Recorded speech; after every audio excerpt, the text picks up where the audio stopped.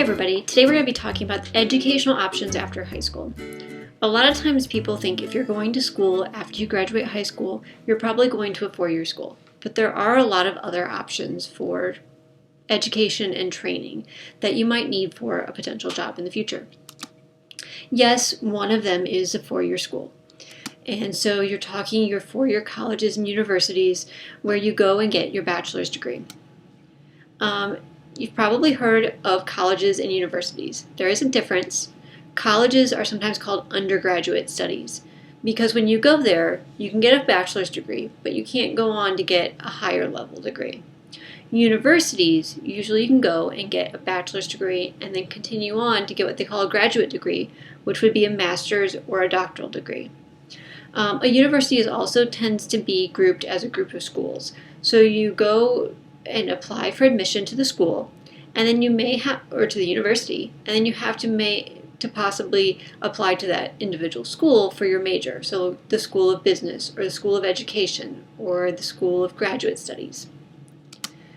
So like I said, they offer both graduate and undergraduate. Undergraduate refers to a bachelor's degree. Graduate refers to a master's or a doctoral degree. So that the degrees you would get beyond the bachelor's degree. A master's degree typically takes 1 or 2 years after a bachelor's degree. And that kind of depends on if you're a full-time student or if you're working and taking classes part-time. A doctoral degree is usually 3 or 4 years after a bachelor's degree, and they tend to want you to do some research and be an expert in your field. So you may have heard of people talking about doing a dissertation or a thesis. And so a lot of times doctoral students need to be published, and then they have to give a presentation defending the research that they've done to make sure that they really know what they're talking about. Another option besides the four-year school would be a community college. A community college you go to for 2 years, and when you're done, you'd get an associate's degree. Usually they have what's called open admission, which means that as long as you've graduated high school, and as long as they have space in their school, you would be admitted to the community college. Whereas a four-year school tends to be more competitive, that you apply and then they compare different students and they decide who they're going to let into their school and who they're not. Like I said, you get an associate's degree when you're done with your 2 years. There are a lot of advantages to a community college. Because you have a 2-year program, they tend to offer a lot of technical degree work so that you're ready for immediate job entry. Four-year schools a lot of times will give you gen ed classes, so you're a well-rounded student, and they have more time in that 4 years to do that. Whereas community colleges, you don't tend to take a lot of gen eds because they're trying to really prepare you for that job. And it all kind of depends what you want to do. Some jobs need a 4-year degree. Some jobs only need a 2-year degree. There are also programs called transfer programs at community colleges. And basically that means you get your gen ed programs done at the community college. And then you can take those and transfer them to a 4-year school to get your bachelor's degree. A lot of schools are very good at being able to tell you what will transfer and what you need to do to be able to get them to transfer. Those type of programs are really good for multiple different situations. One might be you graduate high school and you have no clue what you want to do for a job.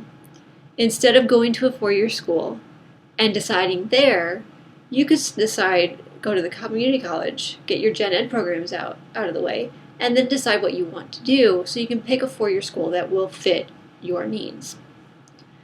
It could also be money related. Typically, a community college has a low tuition. So if you don't know what you're going to do, you could spend less money figuring it out. Or maybe money is just the issue. You don't have a whole lot of money to pay for a college degree, and the college you want to go to maybe is too expensive after you get all of the information in for financial aid. So you could start out at a community college, spend less on tuition, and then transfer to that higher tuition school later on so that you can get your degree, your 4-year degree from that higher tuition school, and maybe save the classes that you'd need for your major for that last 2 years. Just to give you an idea, average tuition for a community college is about $3,440. Average tuition for a public four-year school. So public four-year schools, you're talking the Ohio States, the Bowling Greens. Community colleges, you're looking at places like Owens Community College that has a branch in Findlay and a branch in Toledo, or Terra Community College that is in Fremont, Ohio. So the four-year public schools are about $9,410 a year.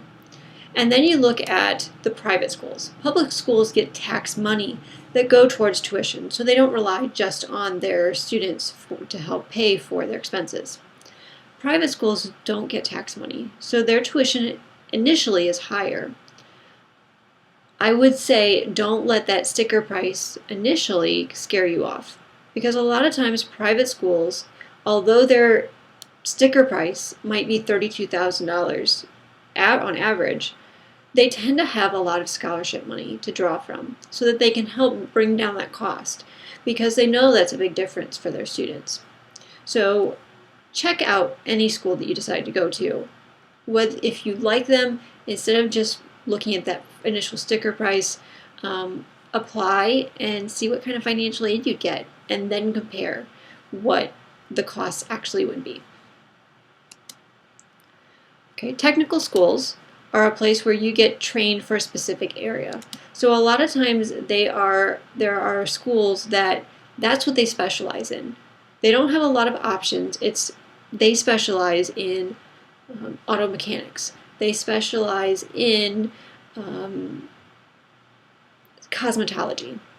So there are things like that, and they should be really good at training for that field. Depending on what you need to get your certification to do that job, depends on what you'd actually get when you're done with the program. It could be an Associates of Applied Science, it could be a diploma, it could be a certificate, it just kind of depends. Now when you're looking at transferring, most associate's degrees will transfer so that you can use them towards a bachelor's degree. An Associates of Applied Science does not, because it's usually very focused on one career field. And so those types of classes don't transfer to a different school to use those credits.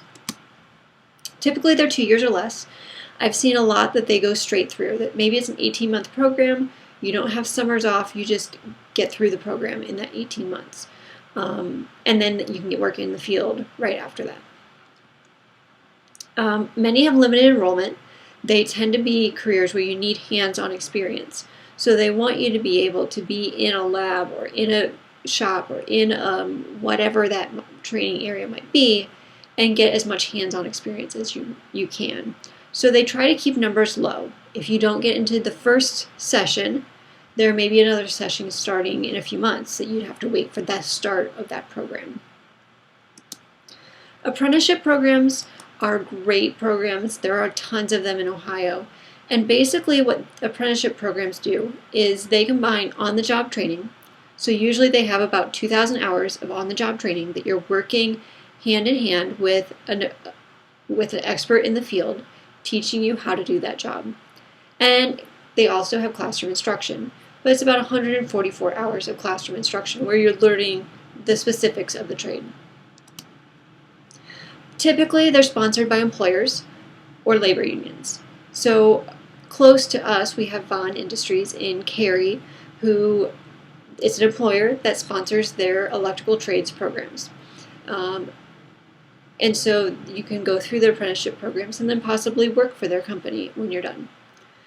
There's also labor unions that sponsor it. So they work with various companies and they help train you for those various companies that they work for. And we'll look at it here in a little bit, what kind of programs there are in Ohio, or where you can find the programs that are in Ohio. But there's over 900 programs, and I think it can be kind of surprising at some of the areas you can actually find apprenticeship programs for. There's construction programs, there's things that have to do with energy, there are especially things like solar energy or wind energy. There's healthcare apprenticeship programs. There's manufacturing that you can work in different factories. There's utilities for like gas lines and water lines. And like I said, we'll look at where you can find that list here in just a minute. But before we get to that, just to kind of give you an idea, a lot of schools of college, a lot of careers, I should say, want you to have more education. And the more education you have, it tends to be that you have a lower unemployment rate, which we'll see in blue. Those people who do not graduate high school, the high school dropouts, are going to have the highest rate of employment. Now, you don't necessarily have to go and get a doctoral degree or a master's degree so that you have a lower unemployment rate, but a lot of careers want you to have some extra training. Just having that high school diploma drops your unemployment rate quite a bit. It also tends to increase your earnings. Yes, there are a lot of great jobs that do not need college degrees that earn quite a bit of money, but most of them that you're looking at, you want to have at least your high school diploma before you move on to that job. High school dropouts tend to have the lowest income overall. So let's take a look at some of the apprenticeship programs in Ohio. I'll put the link on Schoology, but if you go to just do a Google search for apprenticeships in programs in Ohio, you should be able to find this as well. But there are a ton of things out there: animal training, brick masons, bus mechanics, cabinet makers, carpentry. There are electrical ones, and if you click on any of these, you will get a list of all the programs in Ohio. So this one is, must have looked at something with furnaces, but Evener Furnaces in Medina County. I was trying to do electrical. Oh, that must be the one I've done. We'll click on another one. Engineering. There's several of them. You're looking at 6 different programs. So there's different things to choose from, and you can get more information by clicking on those links. Other possible apprenticeship programs: farm equipment mechanics, heating, heat treat, home health aides, jewelers, landscapers, legal secretaries, machinists, nursing assistants. So there's tons of things out there. Plumbing, refrigeration. There's a lot of things. So take a look at that. If you're interested in some of these fields, vet assistants, see what's available and where you could be getting some of that training, where you're doing on-the-job training too. So that's all for today. We'll be talking a little bit more about college and some of those options this week. So we'll talk a little bit more about that later.